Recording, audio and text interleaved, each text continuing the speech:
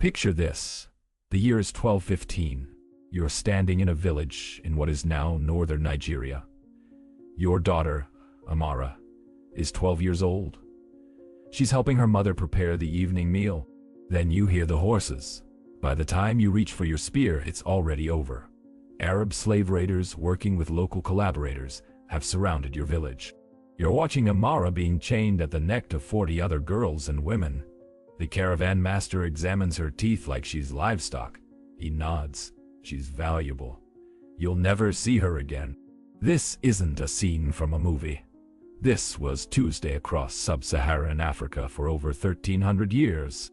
The Arab slave trade lasted longer than any empire in human history, transported more African women than any other system, and created a horror so systematic that its traces were deliberately erased. Here's what makes this especially disturbing. We have the records. Arab chroniclers, travelers, merchants, and administrators documented this trade in exhaustive detail. But for centuries, these sources remained untranslated, unexamined, hidden in archives across the Middle East and North Africa. If you believe that the documented records of history's most systematic erasures must be remembered, consider liking this video and subscribing. Your support helps unearth accounts from the darkest corners of human history that academic institutions have been reluctant to examine. Now we have to confront what those records reveal.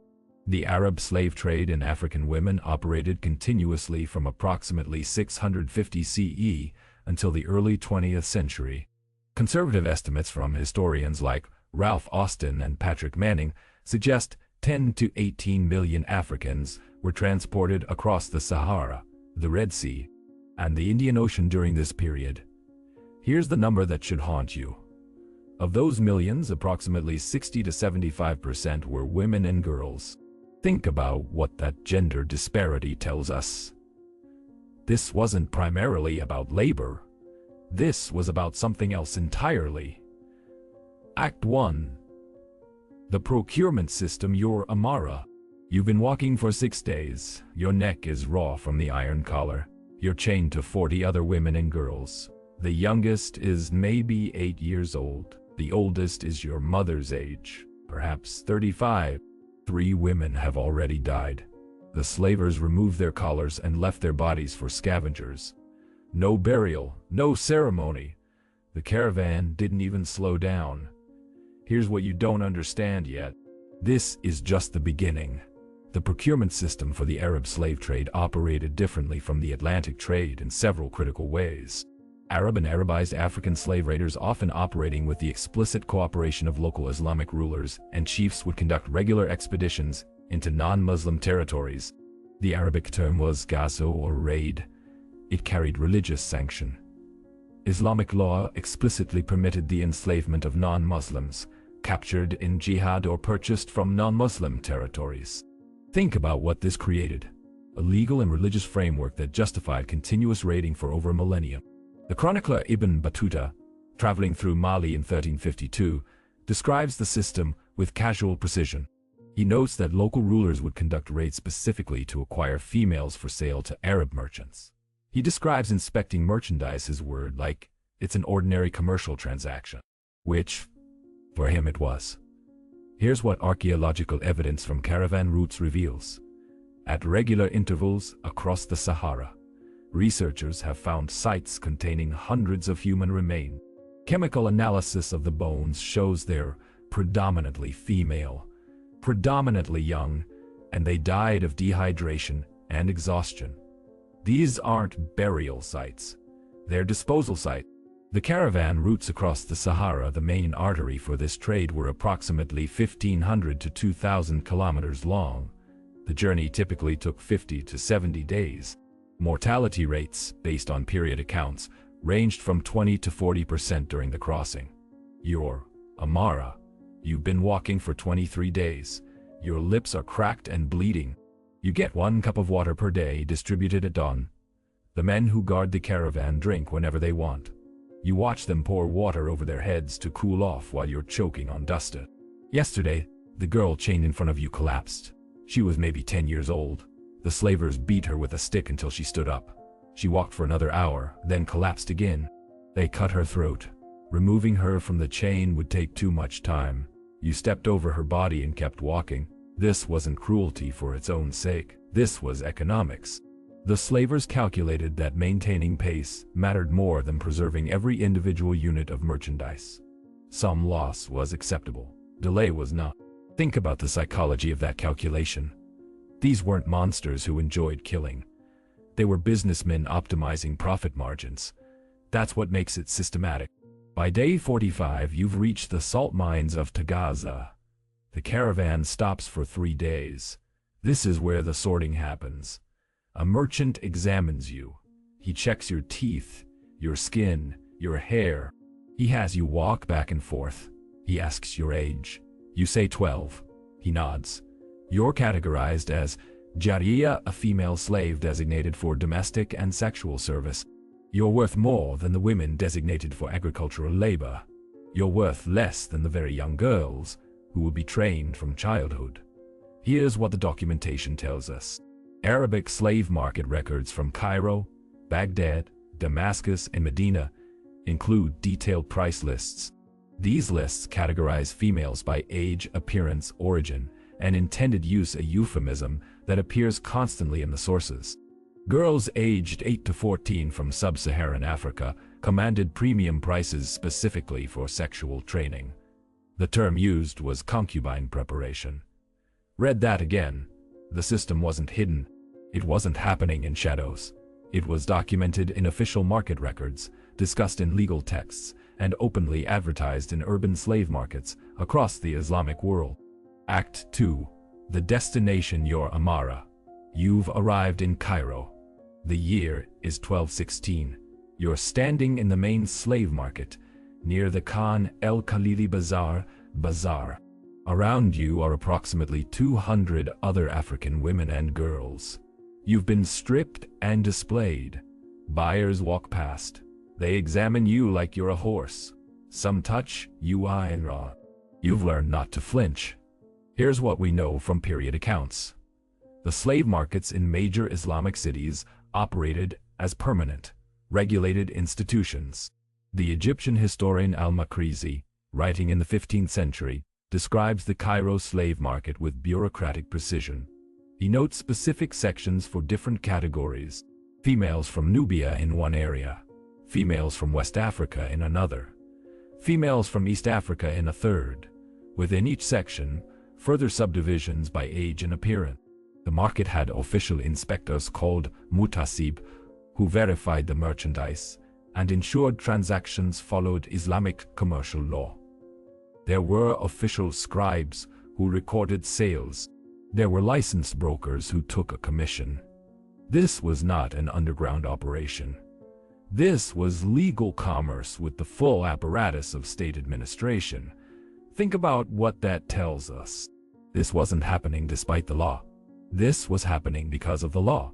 The legal framework came from Islamic jurisprudence regarding slavery.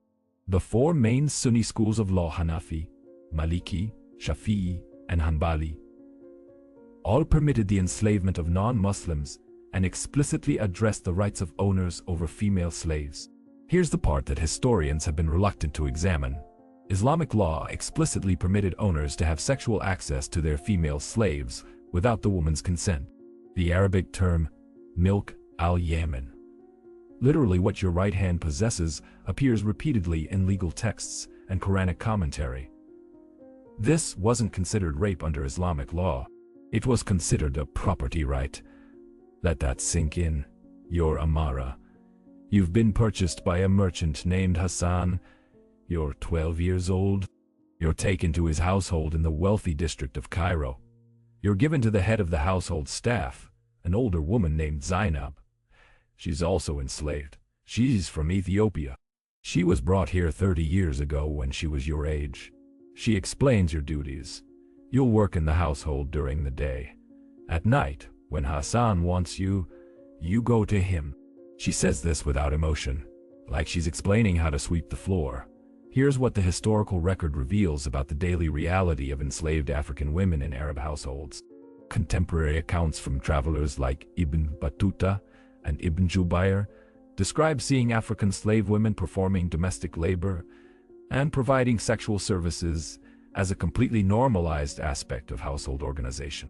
The Moroccan scholar Al-Hassan al-Wazan, known in Europe as Leo Africanus, writing in the early 16th century, describes wealthy North African households routinely maintaining 10 to 30 enslaved African women for various purposes. He notes, almost casually, that these women were expected to be sexually available to the male owner. Legal texts discuss this arrangement in the same tone they discussed livestock management. The 14th century legal manual Kifayat al-Aqiya provides detailed rules about the sexual use of female slaves, including age limitations and pregnancy protocols. Here's the phrase that appears in multiple sources. The owner has rights to her body. Not complex, not ambiguous, direct. Think about what this created psychologically. You're 12 years old. You've been taken from your family, marched across a desert where you watched people die, sold in a public market, and placed in a household where you have no legal protection and no possibility of escape. Your owner has religious and legal sanction to use your body whenever he wants. How do you survive that and stay human? If this historical account doesn't move you to understand the full scope of systematic abuse in history, you might be missing the lesson that millions of women died trying to preserve. Consider what it means that these records exist but remain largely unexamined in mainstream historical education. Act 3. The erasure. Here's where the story becomes even darker. You're standing in a cemetery in Cairo, examining burial records from the 13th to 19th centuries. You're an archaeologist. You're looking for graves of enslaved African women. You can't find them. Here's the question nobody wants to ask. Where are the descendants? The Arab slave trade transported an estimated 10 to 18 million Africans over 1,300 years. Approximately 60 to 75% were female. Many of these women were used for sexual purposes and undoubtedly became pregnant.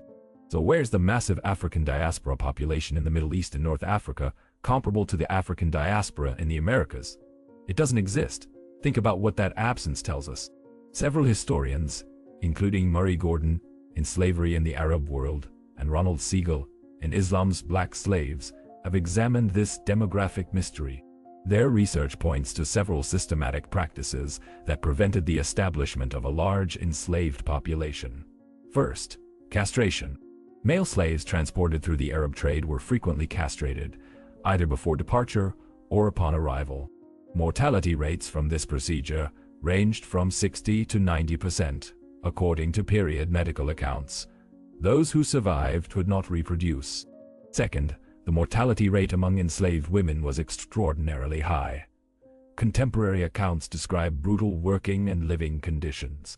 Enslaved women who became pregnant often received inadequate care.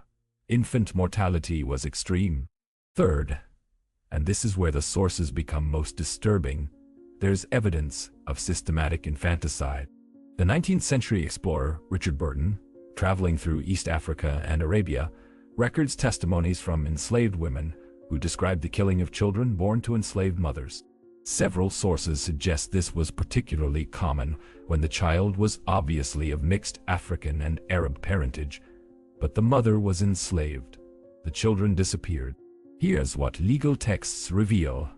Under Islamic law, if an enslaved woman bore her owner's child and the owner acknowledged paternity, she became walad, mother of a child, and could not be sold. Upon the owner's death, she would be freed. But that legal protection only applied if the owner acknowledged paternity. If he didn't, the child had no legal status and no protection. Think about the incentive structure this created. An enslaved woman becomes pregnant. If the owner acknowledges the child, he loses the ability to sell her and must eventually free her. If he doesn't acknowledge the child, he maintains complete control. What do you think most owners chose? You're Amara. You're 16 years old now. You've been in Hassan's household for 4 years. You're pregnant. You're terrified.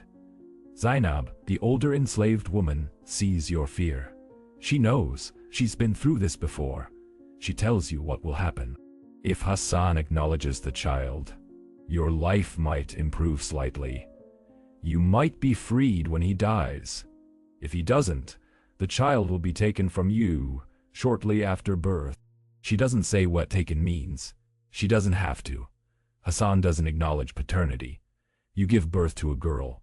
You hold her for 3 days. Then she's gone. You never learn what happened to her. This isn't speculation. This is documented in legal cases from Islamic courts across the Middle East and North Africa. Collections of fatwas legal rulings from the medieval period include numerous cases involving enslaved women, pregnancy, paternity disputes, and the status of children. The pattern is consistent. When paternity was not acknowledged, the children disappeared from the legal record. No names, no documentation, no trace. Here's what modern genetic studies reveal. Research by population. Geneticists examining modern Middle Eastern and North African populations shows minimal sub-Saharan African genetic contribution, despite the documented presence of millions of enslaved Africans over more than a millennium. The absence is so pronounced that researchers have published studies specifically trying to explain it. The conclusion, published in journals like the American Journal of Human Genetics, points to systematic prevention of reproduction and survival among enslaved populations. Academic language for what amounts to demographic erasure. Act 4. The economic machine here is what makes this especially sinister. This wasn't random cruelty.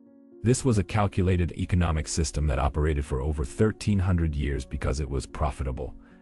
The economics worked like this. African women and girls were a renewable resource.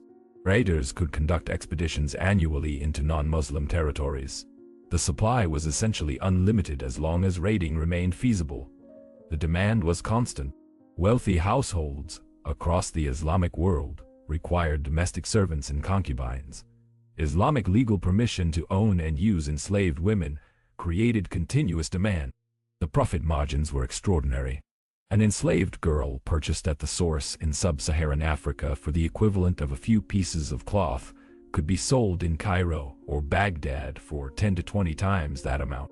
If she was young and attractive, the markup could be even higher. Here's the documentation. Commercial records from medieval Cairo, preserved in the Cairo Geniza, a collection of Jewish merchant documents, include detailed accounting for slave transactions. These records show profit margins of 300 to 500% on the sale of enslaved females. Think about what that level of profit creates. It creates incentive to continue. It creates infrastructure. It creates systems.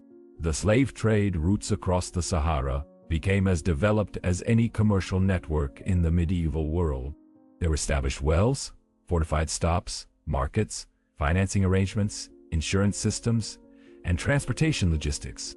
The Moroccan traveler Leo Africanus describes the trans-Saharan slave trade as one of the most organized commercial operations he observed in his extensive travels across Africa and the Mediterranean. This was the Amazon of the 15th century, except the product was human beings. You're Amara. You're 28 years old.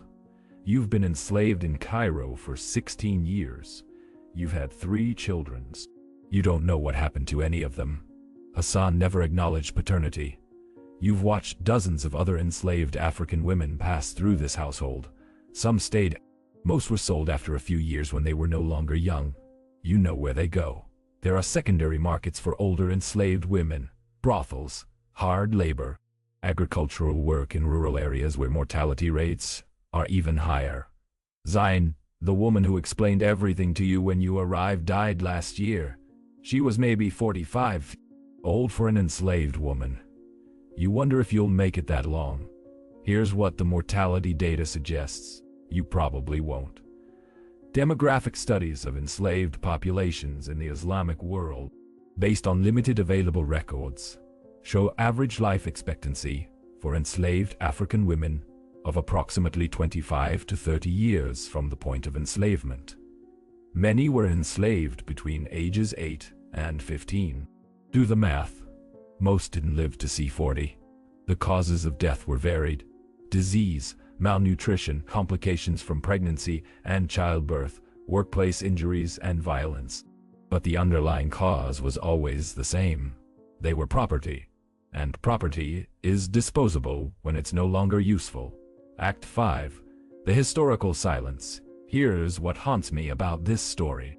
The Atlantic slave trade has been extensively studied, documented, memorialized, and condemned. Museums, academic departments, countless books, films, and educational programs examine its history and legacy. All of that is necessary and important.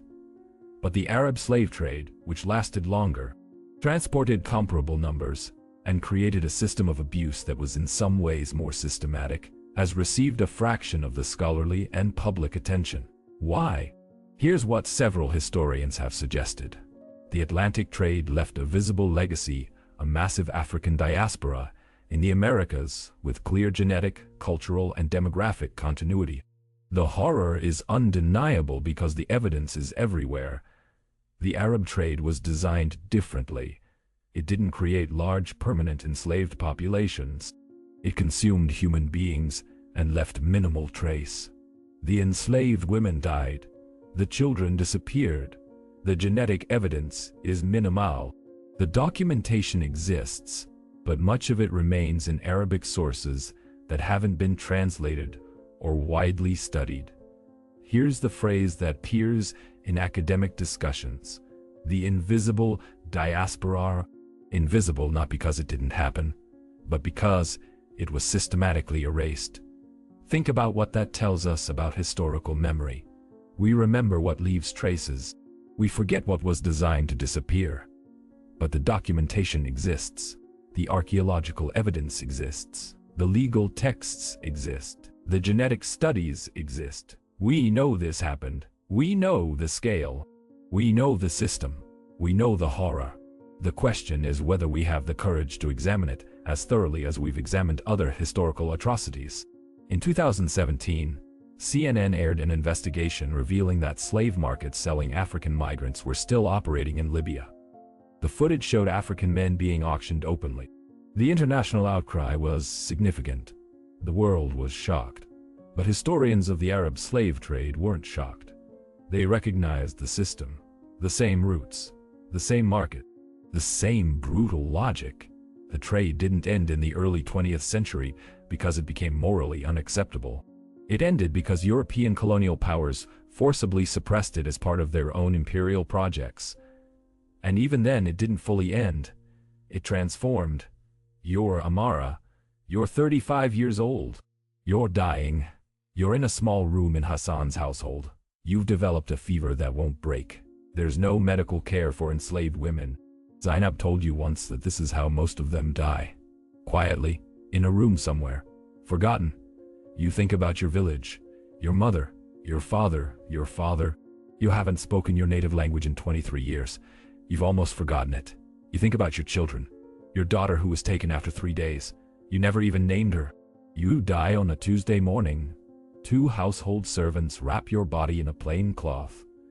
You're buried in an unmarked grave on the outskirts of Cairo, in a section reserved for slaves and the poor. No marker, no name, no record. You disappear completely. Except you don't, because we have the documentation. We have the legal records. We have the market accounts. We have the traveler's chronicles. We have the archaeological evidence. We have the pattern. And the pattern tells us this story was repeated millions of times across 1,300 years. The reckoning we refuse to have here's what should truly disturb you. This isn't ancient history. This system operated into the 20th century. Slavery was legally abolished in Saudi Arabia in 1962. In Mauritania, not until 1981. And it wasn't criminalized until 2007.